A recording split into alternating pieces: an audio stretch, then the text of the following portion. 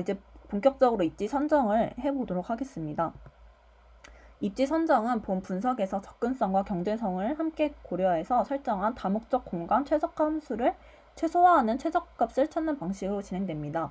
여기서 다목적 공간 최적화란 본 분석처럼 비용을 최소화하는 것과 접근성을 최대화하는 것은 접근성이 좋은 지역은 지가가 비싸기 때문에 비용을 동시에 최소화하는 것은 어렵습니다. 이렇듯 복수개의 목적 함수를 가지는 최적화 문제를 다목적 최적화 문제라고 하는데요. 일반적으로 각 목적 함수에 대해 중요도나 선호도에 따라 가중치를 부과하여 단일 목적 함수로 변환하여 효과적으로 해결할 수 있는 방법입니다.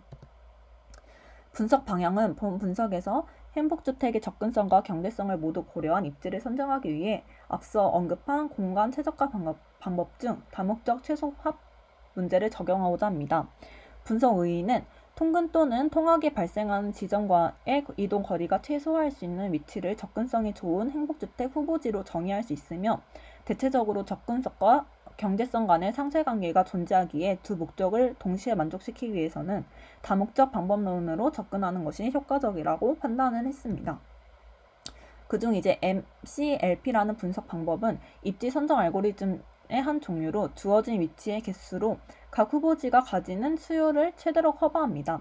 이 MCLP를 하기 위해서 여기서 이제 K-메디안 방법을 활용을 하는데요. 이 K-메디안은 수요와 거리의 곱을 최소화하는 입지를 찾는 알고리즘입니다. 따라서 이러한 분석 방법을 적용을 해서 시각화를 한 값인데요.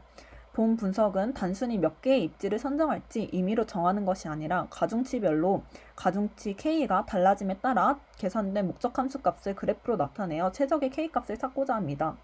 그래서 그래프를 보시면 대체적으로 K가 3일 때 이 엘보우 포인트를 가짐에 따라서 본 분석에서는 3개의 입지를 선정을 하도록 판단을 했습니다.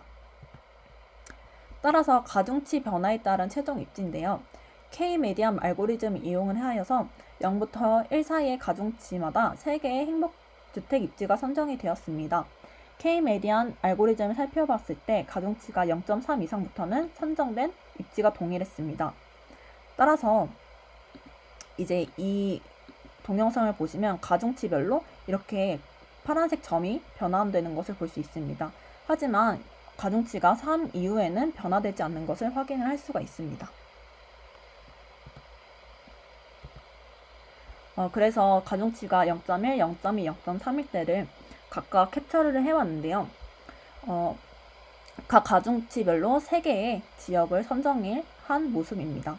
그래서 가중치가 0.3 이후부터는 동일을 한데 이 동일한 이유를 그래프를 그려서 확인을 해보는데요.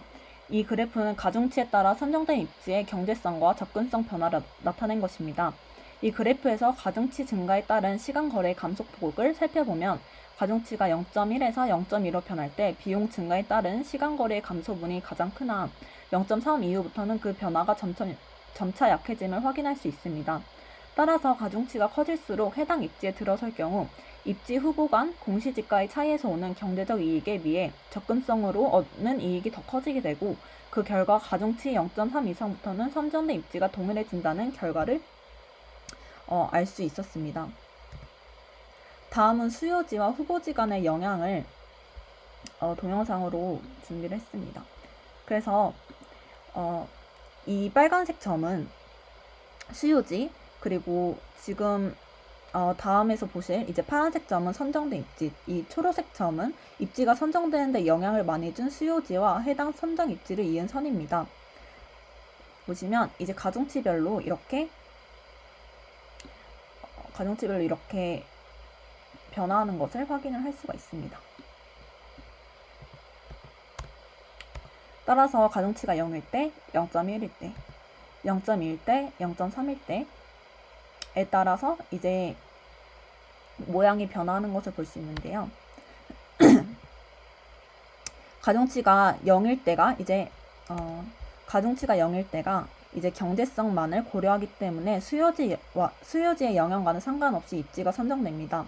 그래서 결론적으로 이제 가중치가 0일 경우 지가가 가장 낮은 의정부시 가능동 581-1번지로 입지가 선정이 되었고 모든 수요지들이 가능동과 연결되어 있는 결론이 나옵니다. 그래서 방금 얘기한 내용이고요. 결과적으로 기존 K-메디안 알고리즘은 입지 선정 시 접근성만을 고려했지만 본 분석은 보다 현실적인 입지 선정 결과를 얻기 위해 목적 함수를 수정하여 경제성도 함께 고려했습니다. 기존에는 공공주택 공급이 비교적 자의적으로 진행된 것에 반하여 본 분석은 접근성과 경제성이라는 사업의 맥락적, 공간적 측면에서 보다 실증적인 접근을 통해 최적화된 입지 대안을 제시하고 있습니다. 기대 효과는 이제 이러한 접근은 실제 공간상의 최적 입지뿐만 아니라 행복주택이 갖는 목표상의 모순에 대한 중요한 시사점을 보여주고 있으며 특히 다양한 현실적 상황을 고려해야 하는 정책 입안자와 의사결정자에게 유용하게 활용될 수 있을 것으로 기대됩니다. 한계점입니다. 입지가 선정될 때 조건이 비슷한 주변의 입지가 함께 선정되어 비슷한 지역으로 몰리는 결과가 나왔습니다. 해결책으론 한 지역구에 한 후보지만 선정되도록 제약 조건을 추가하는 방법이 있는데 끝내 해결하지 못해서 한계점으로 남아있고요. 또한 행복주택을 건설하기 위한 실제적인 후보지를 제한하고 있지만 현실에서 직접 적용되기 위해서는 추가적으로 고려해야 될 사항이 있습니다. 예를 들어 토지의 소유 형태를 예로 들 수 있는데 이는 비용 선정이나 사업 시행에 있어 중요한 변수가 될 수 있습니다. 따라서 이와 유사한 실제 예산 및 비용 선정 역시 공시지가에서 그칠 것이 아니라 보다 현실화된 방법을 적용할 필요가 있어 보입니다. 다음은 활용 방안인데요. 이제 이 노고산동은 제가 뒤에서 보시면 이제 가중치가 0.1일 때 나온 결과값인데요. 이 노고산동을 통해 주변에 신청역과 같은 상업 발달 시설이 있지만 선정 입지 같은 노후화된 건물이 들어서 있어 행복주택 건립으로 인해 방치된 해제구역의 노후화와 피폐화가 개선에 기여할 수 있다는 활용 방안을 가져와 봤습니다.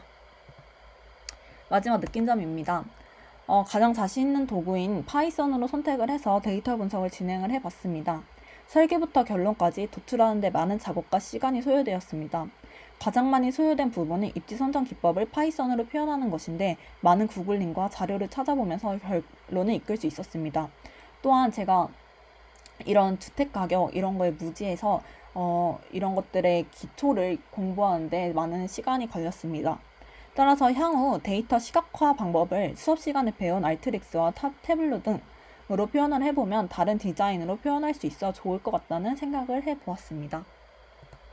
이상으로 발표를 마치도록 하겠습니다. 감사합니다.